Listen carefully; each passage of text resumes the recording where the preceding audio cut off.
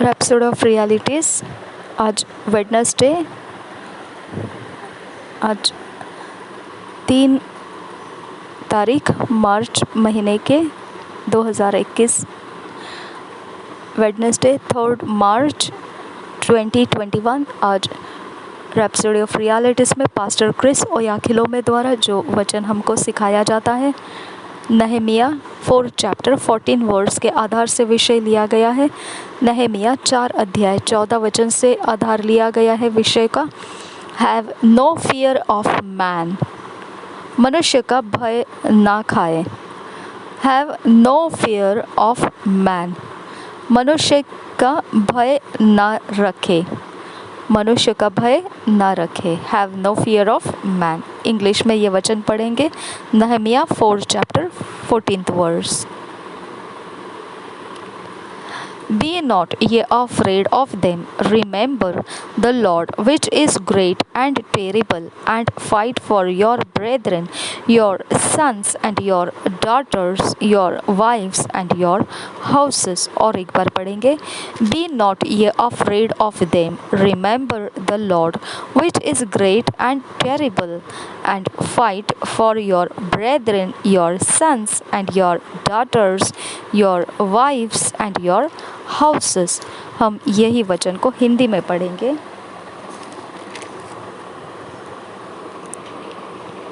नहमिया 4 अध्याय 14 वचन। तब मैं देखकर उठा और रईसों और हकीमों और अन्य सब लोगों से कहा, उनसे मत डरो। प्रभु जो महान और भय योग्य है, उसी को स्मरण करके अपने भाइयों, बेटों, बेटियों, स्त्रियों और घरों के लिए युद्ध करना। तब मैं देखकर उठा और रईसों और हकीमों और अन्य सब लोगों से कहा, उनसे मत डरो। प्रभु जो महान और भय योग्य है, उसी को स्मरण करके अपने भाइयों, बेटों, बेटियों, स्त्रियों और घरों के लिए युद्ध करना। Thank you Jesus. Thank you, Father. Many years ago, while I was in the university, the government of the day, a military government, banned all religious activities on campus. बहुत साल पहले ऐसा हुआ था कि जब मैं यूनिवर्सिटी में पढ़ाई कर रहा था, तब वहाँ पर सरकार का एक दिन ठहराया रखा था, जो मिलिट्री सरकार का दिन था, जिन्होंने हर एक धर्म के कार्य को उस जगह में बंद करवा के रखे थे। जो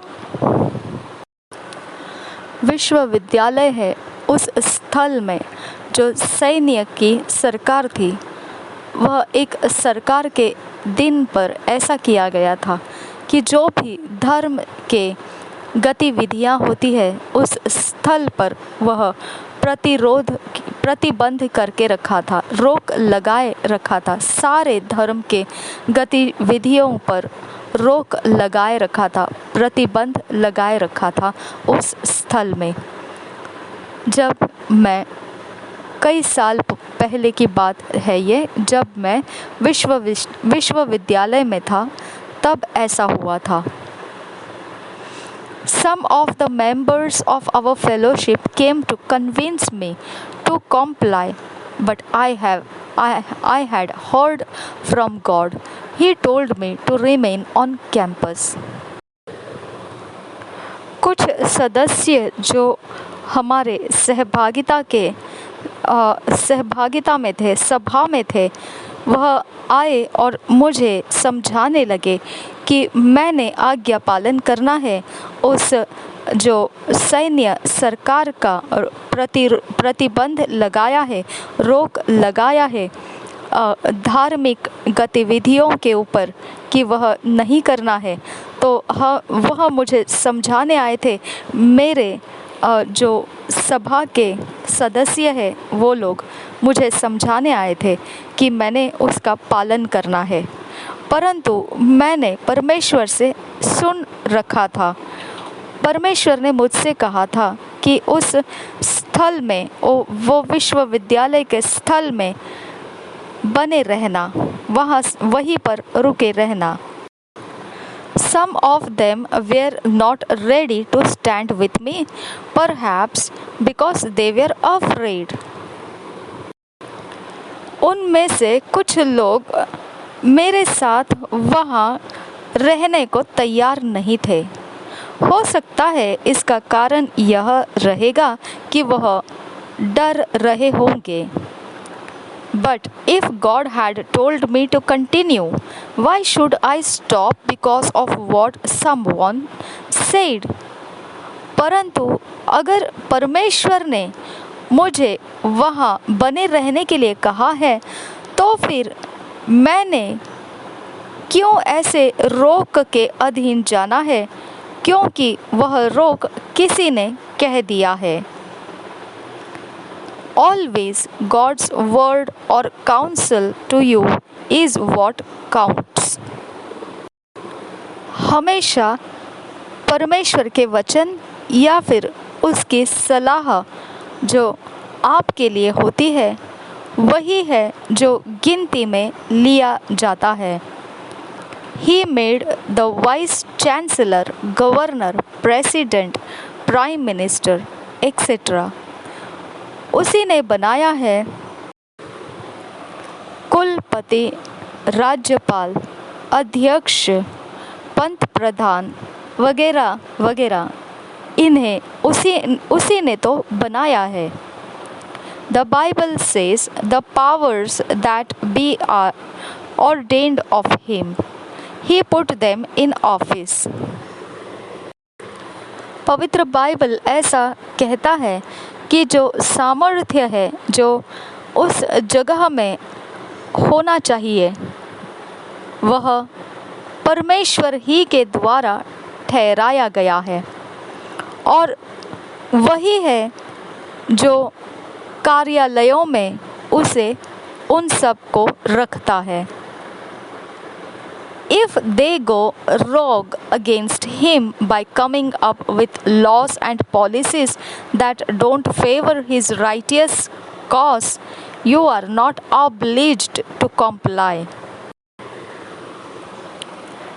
ऐसा अगर हो जाए कि वो अपने कार्यालयों के अधिकार पद में अपने सामर्थ्य को लेकर दुष्टता को लिए हुए परमेश्वर के नीति के जो नियम है उसके विरोध अगर जाएंगे और अपनी तरफ से ऐसे कोई व्यवस्था और नीतियाँ लेकर आएंगे जो परमेश्वर के जो नीति, न्याय और धार्मिक ऐसे जो कारण है उसकी तरफदारी में, उसके पक्ष में नहीं रहे, तो फिर हम या आप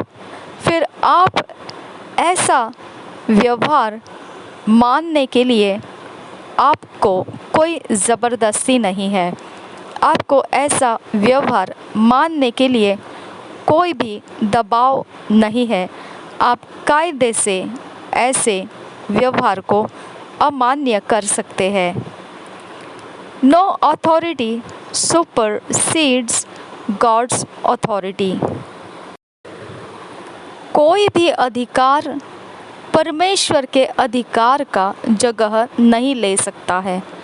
So I went ahead with the program I had scheduled on campus because I would rather obey, and it was a remarkable success. और फिर मैंने आगे बढ़कर उस स्थल में कार्यक्रमों को अनुसूचित किया, रचना कर दिया, क्योंकि इससे बेहतर ही है कि मैंने परमेश्वर की आज्ञा पालन करना है, यही बेहतर है। और फिर वह एकदम असाधारण सफलता को लेकर आया, विलक्षण सफलता को लेकर आया।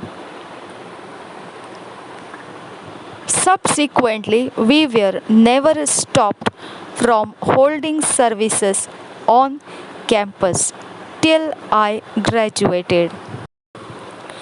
ऐसी वो सफलता रही जिसके विषय में बहुत ही बढ़िया कहा जा सकता है। यही फिर ऐसा हुआ कि इसके बाद में हम लोगों को कभी भी रोका नहीं गया। हमारे जो सभाएं होती थी उस स्थल में, उसे फिर कभी भी रोका नहीं गया जब तक कि मैं वहाँ से अपने पढ़ाई की पूर्ण जो स्नातक की उपाधि होती है उसे लेकर चला नहीं गया तब तक। Was I defying the government? क्या मैं उस सरकार का मजाक उड़ा रहा था? बिल्कुल नहीं। No, बिल्कुल नहीं। I was only obeying the orders of a higher government. मैं तो केवल आज्ञा पालन कर रहा था उस आदेशों का जो सबसे ऊंचे सरकार में माना जाता है। उस आदेश का मैं तो केवल आज्ञा पालन कर रहा था। जो सबसे ऊंचा सरकार है उसके आदेशों का मैं पालन कर रहा था। It was the same with the apostles. यही तो समान तरीके से हो रहा था प्रेरितों के साथ। Peter and the other apostles confronted the authorities in their day. पतरस और फिर ऐसे ही अलग अलग प्रेरित सामना कर रहे थे अधिकारियों का उनके दिनों में। Once they said, "You yourselves judge which is right in God's sight, to obey you or to obey God." Acts 4 chapter 19th verse। GNB Bible में से, इंग्लिश में है ये, गुड न्यूज़ बाइबल में से, हम हिंदी में इसे पढ़ेंगे। और फिर एक दिन ऐसा आया कि वो प्रेरितों ने उनको बोल ही दिया। जो बोला वो हम प्रेरितों के काम 4 अध्याय के 19 वचन में पढ़ेंगे। प्रेरितों के काम 4 अध्याय 19 वचन में आखिरी में उन्होंने बोल ही दिया सरकार को, अधिकारियों को। वो क्या बोले? परंतु पतरस और यूहन्ना ने उनको उत्तर दिया, तुम ही न्याय करो। क्या यह परमेश्वर के निकट भला है कि हम परमेश्वर की बात से बढ़कर तुम्हारी बात माने? उन्होंने बोला, तुम ही न्याय करो। क्या यह परमेश्वर के निकट भला है कि हम परमेश्वर की बात से बढ़कर तुम्हारी बातें माने? प्रेरितों के काम 4 अध्याय 19 वचन। As a man or woman of God, as a Christian, as one who walks with God, have no fear of man. जब आप स्त्री हो या पुरुष हो जो परमेश्वर का जन है, आप मसीह हो और आप एक ऐसा हो व्यक्ति जो आप परमेश्वर के साथ चल रहे हो, तो आप मनुष्यों का भय मत रखिए। आपके अंदर मनुष्य का भय नहीं रहना है। Have no fear of their laws or decrees. Have no fear of anything. आपके अंदर उनके व्यवस्था का और या फिर उनकी कोई भी आदेश का डर नहीं रखना है। और फिर आपको किसी भी चीज़ का डर नहीं रखना है। The Bible says, there is no wisdom against the Lord. पवित्र बाइबल Proverbs 21:30। पवित्र बाइबल नीति वचन के 21 अध्याय के 30 वचन में ऐसा कहता है,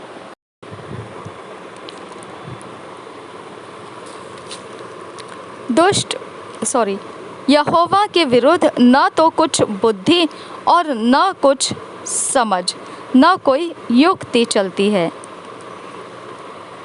नीति वचन उसका 21 अध्याय का 30 वचन हमने पढ़ना है। यहोवा के विरुद्ध न तो कुछ बुद्धि और न कुछ समझ, न कोई युक्ति चलती है। तो इस प्रकार से हमने किसी भी व्यवस्था का हम भय नहीं रखना है और ना ही उनके किसी घोषणाओं का भय रखना है, और ऐसा किसी भी चीज़ का हमने भय नहीं रखना है, क्योंकि पवित्र बाइबल ऐसा कहता है, जो नीति वचन में 21 अध्याय के 30 वचन में लिखा है कि ऐसी कोई युक्ति नहीं जो परमेश्वर के विरोध हो सके। ऐसा है ये वचन, यहोवा के विरोध न तो कुछ बुद्धि और न कुछ समझ और न कोई युक्ति चलती है। हालेलुया। यहोवा के विरोध न तो कुछ बुद्धि और न कुछ समझ और न कोई युक्ति चलती है। Hallelujah. Human beings can never come together and come up with enough wisdom or strategy against God. जो मनुष्य जाति है वह कभी भी इकट्ठे होकर ऐसा कभी भी इतना बुद्धि इकट्ठा करके या फिर ऐसी कोई रणनीति बनाकर या कोई ऐसा युद्ध कौशल या युद्ध कला, युद्ध विद्या को इस्तेमाल करके परमेश्वर के विरोध में नहीं आ सकते हैं। वह कभी भी नहीं आ सकते हैं। इट्स इम्पॉसिबल, और यह बिल्कुल असंभव है। When you are walking in sync with His plan and purpose for your life, it makes no difference what anyone thinks or does. It does not matter the threats, you will win. जब आप एक होकर चलने लगे हैं परमेश्वर के योजना के साथ और मकसद में, तो फिर आपके जीवन के लिए जो परमेश्वर की योजना है और मकसद है, अगर आप एक होकर उसमें चलने लगे हैं तो फिर कोई परवाह नहीं, कोई फ़र्क नहीं पड़ता है कोई क्या सोचता है और क्या करता है। इसका कोई मायने नहीं रखता है कैसा भय आपको दिया जाता है। आप ही जीतने वाले हैं, जीत आप ही की है। The opposition may come from your family, your city, country, or government. Have no fear, because greater is He that is in you than he that is in the world. 1 John 4 chapter 4 verse. जो विरोध आना है तो हो सकता है वो विरोध आपके परिवार से आ सकता है, आपके शहर, राष्ट्र या सरकार के द्वारा आ सकता है।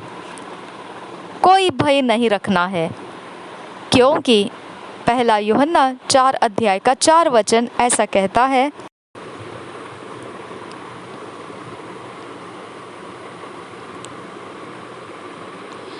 हे बालकों, तुम परमेश्वर के हो और तुमने उन पर जय पाई है, क्योंकि जो तुम में है वह उससे जो संसार में है बड़ा है।